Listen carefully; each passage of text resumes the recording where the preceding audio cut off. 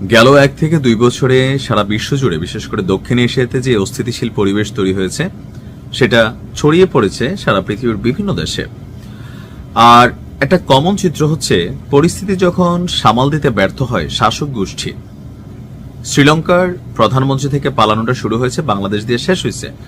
আশেপাশে অনেক দেশে একই ঘটনা ঘটছে, অনেক দেশ সেটাকে কন্ট্রোল করতে পারছে। তবে সর্বশেষ ইরানে যা হচ্ছে, পরিস্থিতি এমন একটা পর্যায়ে আসছে, তাহলে কি সত্যিই আপনার ইরানের যিনি সর্বোচ্চ নেতা আছেন তিনি তার সপরিবারে বা আজকের দিনে গত ৪৫ বছর যেই ইরান রান করতেছে, যেই ইসলামিক শাসনতন্ত্র, তো এটার বিরুদ্ধে পশ্চিমাদের যে প্রেসক্রাইব তন্ত্র সেটাই কি বিজয়ী হতে যাচ্ছে? গেল 2 থেকে 3 দিন ধরে একটা আলোচনা তো ন্যারেটিভ তৈরি হয়ে গেছে যে ইরানের সর্বোচ্চ নেতা পালাবেন। এর মাঝখানে আজকে আপনার একটা খবর আসছে যে রাশিয়া তাদের একটা কার্গো বিমান ইরানে পাঠাচ্ছে। এখন ইরানের সর্বোচ্চ নেতা পালিয়ে কোথায় যাবে? মস্কো। এটা কিন্তু ন্যারেটিভ ছিল। আন্তর্জাতিক গণমাধ্যম নিউ ইয়র্ক টাইমস তারা কিন্তু এই নিউজটা দিছিল, তাই না, যে পালানোর সর্বোচ্চ প্রস্তুতি নিয়ে রাখছে, পরিবারের সদস্য সংখ্যা 20 জন, দেশে বিদেশে থাকা তাদের যে সম্পত্তি, দেশে থাকা যে টাকা পয়সা এগুলোকে ডলারে কনভার্ট করা হচ্ছে, আর একটা বিশেষ বিমানে করে তারা রাশিয়ার রাজধানী মস্কোতে যাবেন। আবার ঠিক রাশিয়া থেকেই আপনার একটা কার্গো বিমান সম্প্রতি ইরানে অবতরণ করছে। তো ইরান থেকে কি আসলে নিয়ে যাবে কার্গো বিমান? তো সবার একটা পারসেপশন হচ্ছে পরিস্থিতি রাইট নাও আপনারা জানেন যে খুবই খারাপ। ইরানের ইন্টারনেট বিচ্ছিন্ন করা হয়েছে, মোটামুটি একটা সরকার পালানোর জন্য সর্বশেষ যত পরিস্থিতি আমরা বিভিন্ন দেশে দেখছি, ইরানে কিন্তু সিমটমটা ঠিক ওই লেভেলেই চলে আসছে। আর রাশিয়ার এই বিমানকে কেন্দ্র করে জল্পনা কল্পনা আরো বেড়েছে। লন্ডনে ব্রিটিশ পার্লামেন্টে বক্তব্য রাখতে গিয়ে কনজারভেটিভ দলীয় এমপি টম টুগ্যান্ড হাট সে একটা তথ্য দিয়েছে যে সম্প্রতি রাশিয়ার একটি কার্গো বিমান তেহরানে গিয়েছে, এবং শুধু তাই না, ইরান থেকে বিপুল পরিমাণ স্বর্ণ সরিয়ে নেওয়া হচ্ছে রাশিয়াতে। তার মতে এসব ঘটনা ইঙ্গিত দিচ্ছে যে ইরানের শীর্ষ নেতা সম্ভাব্য পতনের আশঙ্কা করছেন এবং পরবর্তী পরিস্থিতির জন্য সকল ধরনের প্রস্তুতি নিয়ে ফেলেছেন।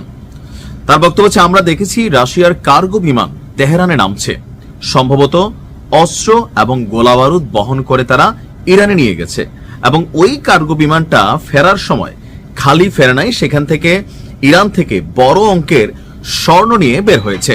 তবে তার এই দাবির সপক্ষে পশ্চিমা যে গণমাধ্যমগুলো আছে ইরানের বিরোধিতাকারী, তারাও কিন্তু ফলো করে নিউজ প্রচার করছে। তবে এই দাবির সপক্ষে কোনো ছবি অথবা কোনো এভিডেন্স তিনি এখানে দিতে পারেন নাই।